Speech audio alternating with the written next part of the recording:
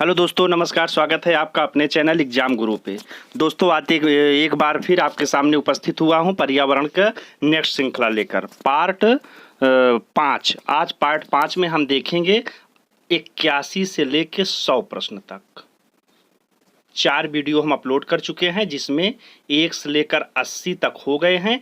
81 से लेकर आज 100 तक हम प्रश्न आपको पढ़ाएंगे इसमें। तो आइए बिना देर किए हुए हम 81 प्रश्न से देखते हैं।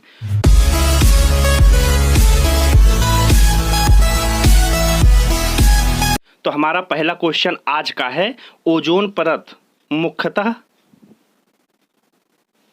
मुख्यतः जहां अवस्थित है वह है कौन सा मंडल? तो ये देखिए, समताप मंडल।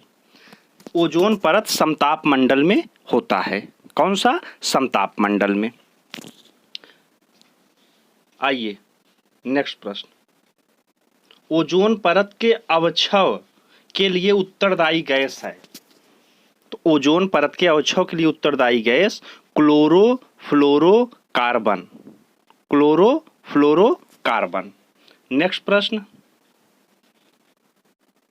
फ्रिजों में कौन सी गैस भरी जाती है? तो ये देखिए, मेफ्रॉन। कौन सी गैस भरी जाती है? मेफ्रॉन। ये 83 प्रश्न है, तो मेफ्रॉन। नेक्स्ट प्रश्न, ओजोन छिद्र का निर्माण सर्वाधिक है। ओजोन छिद्र का निर्माण सर्वाधिक है। कहाँ पे ओजोन छिद्र का निर्माण सर्वाधिक है? तो जो ओजोन छिद्र का निर्माण है यह अंटार्कटिका। कहाँ? अंटार्कटिका। ये देखिए, अंटार्कटिका के ऊपर ओजोन छिद्र का सर्वाधिक निर्माण है। नेक्स्ट प्रश्न 85, संयुक्त राष्ट्र संघ ने किसे 2011-20 मतलब 11 से 20 के लिए दशक निर्दिष्ट किया? ये देखिए, 2011 से 20। तो ये देखिए, इसे कहा गया जैव विविधता दिवस। क्या? जैव विविधता दिवस। तो इससे संबंधित फैक्ट समझिए कि यह जो है संयुक्त राष्ट्र संघ ने दिसंबर 2010 में प्रस्ताव संख्या 65/161, कितना? 65/161 ये प्रस्ताव संख्या था, के माध्यम से 2011 से 2020 को जैव विविधता दशक घोषित किया। प्रस्ताव संख्या 65/161। अब देखिए, संयुक्त राष्ट्र संघ की स्थापना कब हुई थी? ये भी याद रखिए, 24 अक्टूबर 1945 को। इसीलिए 24 अक्टूबर को संयुक्त राष्ट्र दिवस भी मनाया जाता है। अब यहाँ जैव विविधता से समझ लीजिए कि जैव विविधता दिवस कब मनाया जाता है। तो आपको बता चुका हूँ, 22 मई को मनाया जाता है। 85। अब 86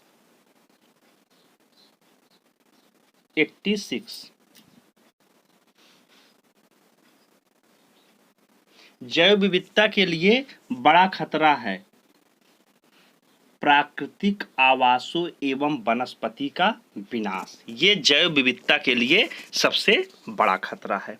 नेक्स्ट प्रश्न 87, भारतीय संसद द्वारा, ये देखिए 87 प्रश्न है कि भारतीय संसद द्वारा जैव विविधता अधिनियम कब पारित किया गया? जैव विविधता अधिनियम कब पारित किया गया? तो यह पारित किया गया है 2002 में। कब पारित किया गया है? 2002 में।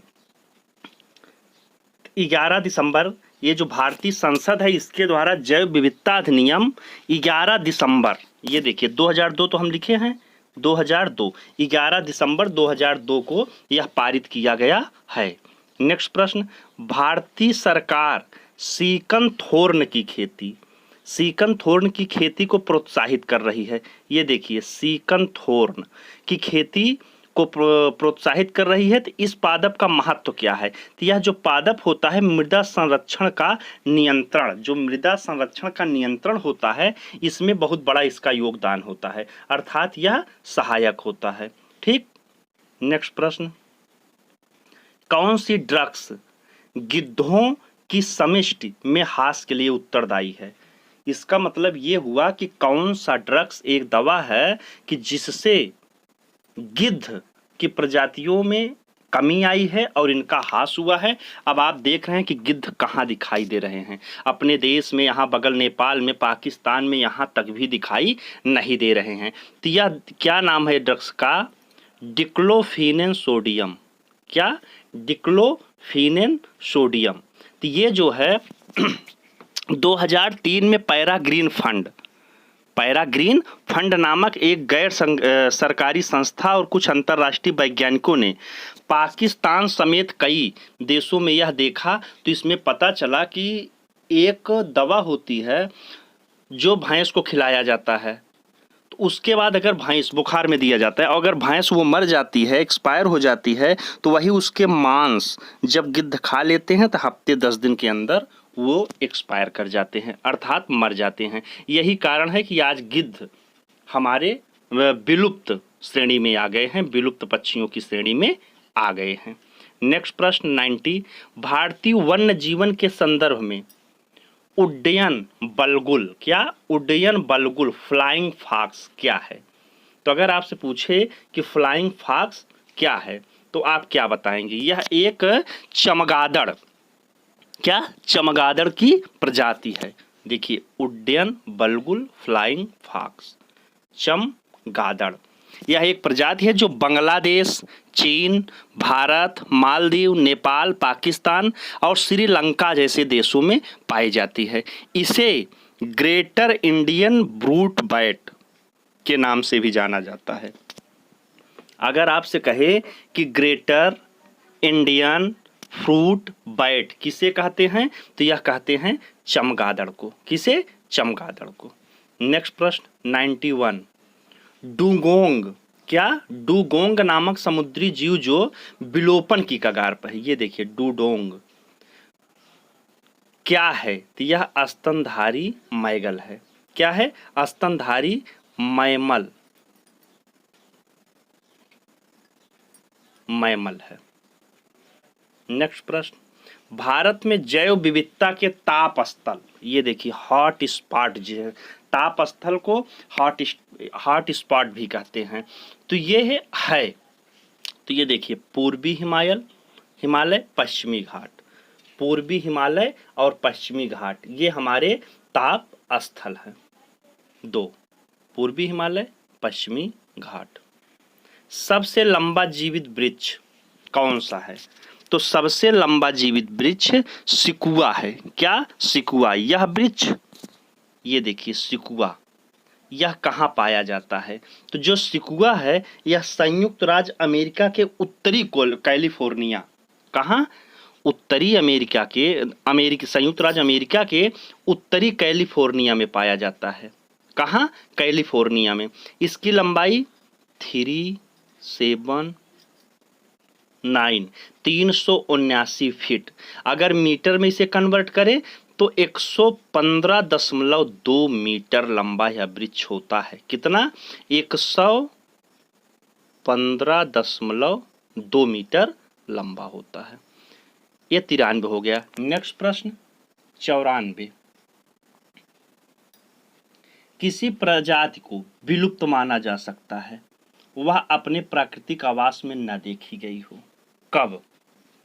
किसी प्रजाति को हम लोग जो रेड डाटा बुक में अंकित करते हैं, तो यह अगर 50 वर्ष न देखी गई हो तब यह विलुप्त माना जाता है। कितने दिन? 50 वर्ष, 50 ईयर्स, राइट। दोस्तों नेक्स्ट प्रश्न, सिक्किम को भारत का अभिन्न अंग कब बना दिया गया? सिक्किम को भारत का अभिन्न अंग 1975 में। कब? 1975 में इसे भारत का अभिन्न अंग बनाया गया। किसे? सिक्किम का। ये अगर देखो, ये देखिए इसके बारे में कुछ, 36वें संविधान संशोधन, कौन से? 36वें संविधान संशोधन 1975 के द्वारा सिक्किम को भारत का अभिन्न अंग बना लिया गया था। तो संशोधन अगर पूछे तो 36वां, और सन पूछे तो 1975। इसके बारे में देखिए, इसे सिक्किम को वनस्पति शास्त्रियों का स्वर्ग भी माना जाता है। क्या? वनस्पति शास्त्रियों का स्वर्ग भी कहा जाता है। और इसके जो निवासी हैं इन्हें लेप्चा भूटिया और नेपाली लोग हैं। क्या है? लेप्चा और भूटिया। लेप्चा भूटिया अगर पूछे कहाँ के हैं तो सिक्किम के हैं। और वनस्पति शास्त्रियों का स्वर्ग किसे कहते हैं? वनस्पति शास्त्रियों का स्वर्ग सिक्किम को। सिक्किम कब भारत का अभिन्न अंग बना? 1975 में। कौन से संविधान संशोधन में? तो 36वें संविधान संशोधन में 96। क्रायो बैंक XC2 संरक्षण के लिए कौन सी गैस प्रयोग की जाती है? यह नाइट्रोजन। क्या? नाइट्रोजन। क्रायो बैंक XC2 संरक्षण के लिए कौन सी गैस?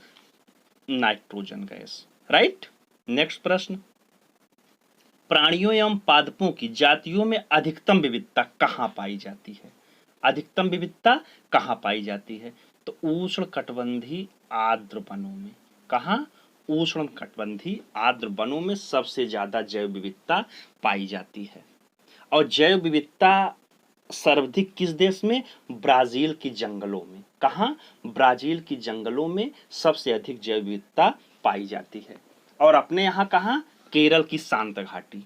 कहाँ? केरल की शांत घाटी। अगर पूछे शांत घाटी कहाँ है तो यह है केरल में।